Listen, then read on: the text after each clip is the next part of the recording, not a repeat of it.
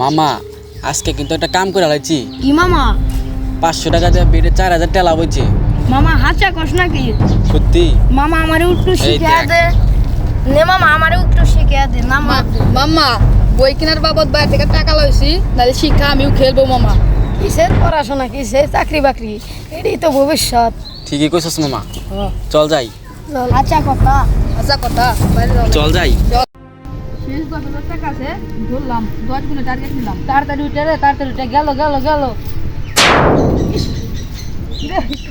আগে কইছিলাম তাড়াতাড়ি উঠে। মজনুর ইচ্ছা ছিল বিদেশ যা পড়া লাগবে, কিন্তু একটা বাদি একটা জীবন নষ্ট করার জন্য যাচ্ছে। আরে বলিস না, অনেক বেশি আইছে ওর সব স্বপ্ন ট্র্যাক। ফাটিম ভাই, তোর ভাই নাকি ভালো ছাত্র আছে, না তুই একেবারে টাকার লোভে কি যে হয়, দেশের তো ভয়াবহ অবস্থা। ইস, এভাবে যদি চলে তুই এলাকাটা অঞ্চল হয়ে যাবে। ইস শালার, মজা করে জুয়ে খেলা শিখলাম, বাড়ি থেকে টাকা পয়সা নিয়ে লস দিলাম, কিন্তু লাভ হলো না। মা বাবা কেন্দ্রে জীবনটা শেষ করে দিয়েছে, বন্ধুদের সামনে মুখ দেখাতে পারছি না, আড্ডাও দিতে পারছি না। ইস, এই জুয়া খেলা শিখলাম আর এই জুয়া খেলায় কাউকে আসক্ত করতেছে না।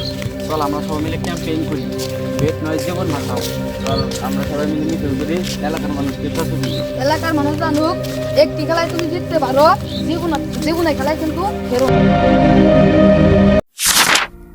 জুয়া কোনো খেলা নয়, এটি একটা মরণ ফাঁদ। আপনি বাঁচুন, পরিবারকে বাঁচান, সমাজকে সুন্দরভাবে গড়ে তুলুন। বেট নয়, স্বপ্নে বিনিয়োগ করুন।